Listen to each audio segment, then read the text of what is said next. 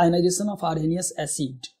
सबसे पहले Arrhenius acid का आयनाइजेशन देखेंगे, फिर अपन आर्हेनियस बेस का भी आयनाइजेशन देखेंगे, किस तरीके से हम आयनाइजेशन करवाते हैं। तो एक बात जो यहाँ पे हमें समझ के रखना है वो ये कि हमारे पास आर्हेनियस एसिड जो है वो मोर देन वन टाइप हो सकता है। कहने का क्या मतलब है कि अगर हम HA की बात करते हैं, मतलब ऐसा कंपाउंड जो कि एक ही H+ दे सकता है, उसको हम बोल देते थे मोनोप्रोटिक एसिड। ठीक है, मतलब प्रोटिक का मतलब है प्रोटोन से, और प्रोटोन का मतलब होता है H+ से। H+ is nothing but proton, because H के अंदर एक इलेक्ट्रॉन होता है और एक ही प्रोटॉन होता है, और एक इलेक्ट्रॉन अगर तुम निकाल दोगे इसके अंदर से तो ये केवल एक इलेक्ट्रॉन, एक प्रोटॉन रह जाएगा, केवल न्यूट्रॉन इसमें नहीं होता H के अंदर, ध्यान रखना इस बात का। दूसरा हो सकता है ऐसा कुछ टाइप जैसे H2SO4 है, तो ये H2SO4 है का टाइप है जिसमें कि 2 हाइड्रोजन H+ दे सकता है। कौन? जो तुम्हारा कंपाउंड है वो, तो इसको हम बोल देते हैं डाइप्रोटिक एसिड। ठीक है, ये हो गया मोनोप्रोटिक एसिड, दूसरा हो जाएगा डाइप्रोटिक एसिड, और तीसरा हमारा हो जाएगा ट्राइप्रोटिक एसिड। तो क्या और भी अपन आगे चलेंगे क्या? नहीं, मैं यही तीनों बताऊंगा, बाकी जो आना होगा उससे नीचे वाले तुम खुद भी डील कर सकते हो। बाय द वे, इससे नीचे वाला हमें कुछ देखने को नहीं मिलेगा इनऑर्गेनिक केमिस्ट्री के अंदर में। फाइन, ये तो हो गया तुम्हारा ऑन द बेसिस ऑफ कितना H+ देते हो तुम, उसके बेसिस पे तुम्हारा डिवीजन।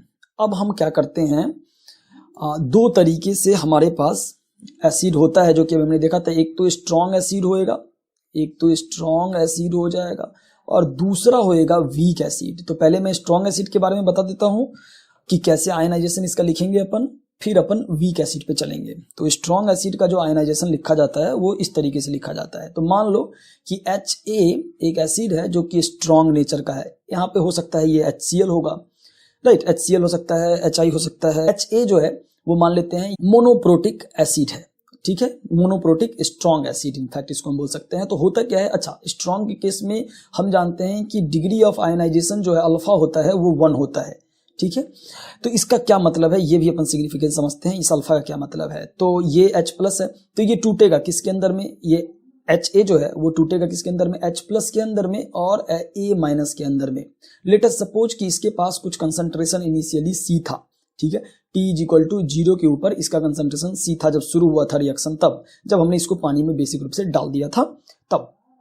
अब T = कुछ टाइम बाद, मतलब मे बी वेरी इंस्टेंटली, तुरंत ही T = सम टाइम T पे हम क्या देखेंगे कि इसमें से C में से, ठीक है, C टाइम्स अल्फा। अच्छा, मतलब क्या हो रहा है यहाँ पे कि C में से C अल्फा जो है वो चला गया है। अच्छा, सबसे पहले मैं तुम्हें ये बताऊं कि ये अल्फा होता क्या है।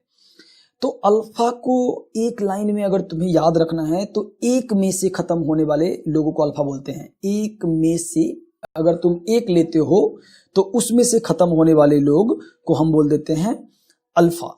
ठीक है, तो यहाँ पे कितना है, C है। लेट अस सपोज कि ये C कंसंट्रेशन था, और 1 लीटर अगर हम वॉल्यूम मान ले, हमेशा अभी मैं जो भी क्वेश्चन लूंगा, मतलब इन दिस वीडियो जो आयनाइजेशन हम देख रहे हैं इसमें हम वॉल्यूम इंटरनली में 1 लीटर एज्यूम करके रखूंगा। ठीक है, तो मैं C से अगर सीधे सीधे ऐसे करवाने लग जाऊं तो तुम्हें समझ लेना है कि ये वॉल्यूम 1 लीटर था। अगर वॉल्यूम 1 लीटर का क्या मतलब है, वॉल्यूम 1 लीटर का मतलब है हमारे पास N = M × V होता है, राइट। ठीक है, तो M जो है हमारा अगर C है और वॉल्यूम 1 है, मतलब मोल और मोलरिटी दोनों बराबर होगा। ये मतलब होता है कहने का कि मोल और मोलरिटी बराबर होगा, वॉल्यूम अगर 1 है तो यहाँ भी मैंने क्या किया है, वॉल्यूम को इंटरनली 1 मान के रखा है।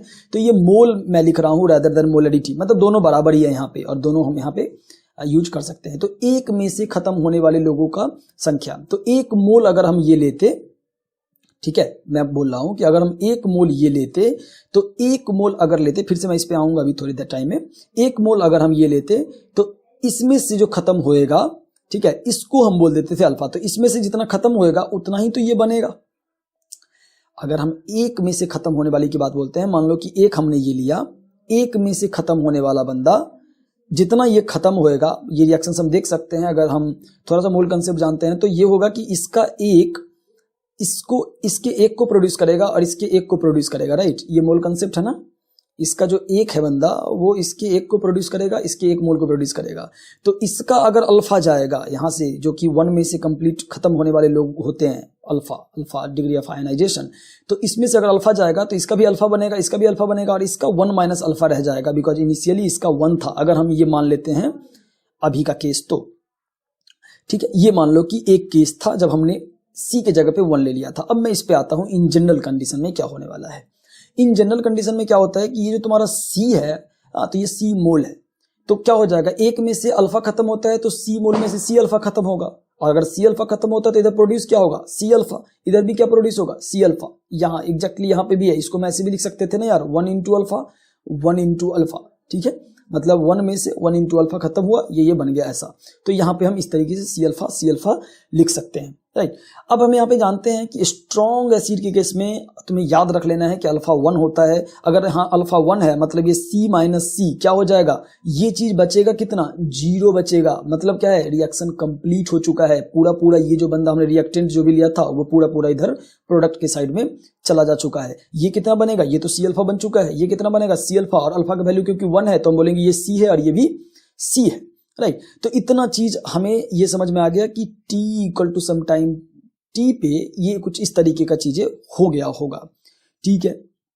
तो ये कंप्लीट डिसोसिएट हो गया। मतलब क्या है कि अगर तुम सी मोलर ये लेते हो, वॉल्यूम 1 है, तो तुम्हें C ही H प्लस और C ही A माइनस मिल जाएगा। जो दूसरा है हमारा वो है H2A। सिमिलरली यहाँ पे भी हम क्या देखेंगे, ये तो पूरा ब्रेक कर जाएगा बिकॉज ये स्ट्रॉन्ग है, तो ये बना लेगा 2H प्लस, क्योंकि ये बंदा डाइप्रोटिक एसिड है, और A2 माइनस, ये चीज समझना होगा तुम्हें, ये 2 माइनस कैसे आ गया।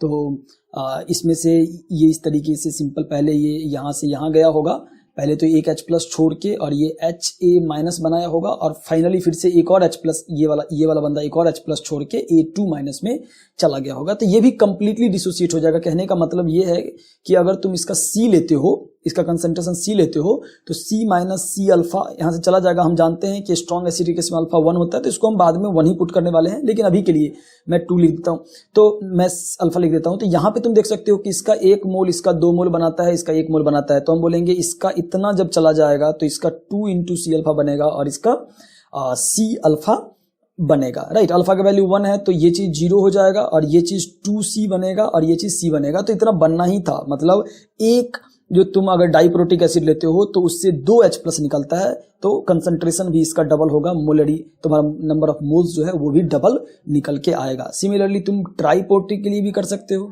ट्राइप्रोटिक के लिए कर सकते हो ना। तो ट्राइप्रोटिक के लिए भी तुम, जल्दी से मैं कर देता हूं, तो तुम देखोगे H3A है, तो ये सिंपली सीधे ब्रेक डाउन हो जाएगा किसके अंदर, 3H plus and A3 minus के अंदर। इसका भी 2 स्टेप होगा। सबसे पहले तो ये H प्लस में जाएगा और H2A माइनस में जाएगा, फिर ये कहाँ जाएगा, ये एक और H प्लस जनरेट करेगा, तो ये 2H प्लस हो जाएगा, और ये HA2 माइनस में चला जाएगा, और फाइनली ये चीज इस तरीके से यहाँ पे पहुंच जाएगा। तो ये है इसका, इस तरीके से ये ब्रेक करेगा। सिमिलरली अगर C लेते हो तो फाइनली ये इनिशियली तो ये 0 रहेगा, ये T इक्वल टू 0 पे ये केवल ये लिया गया था, फाइनली ये 0 हो जाएगा, और ये 3C हो जाएगा, और ये C हो जाएगा। ऊपर से तुम इसको कोरिलेट कर सकते हो। तो ये तो था स्ट्रॉन्ग कैसे डिसोसिएट होगा वो। अब मैं वीक कैसे डिसोसिएट होगा वो बताऊंगा, और वो काफी ज्यादा इंपॉर्टेंट होने वाला है।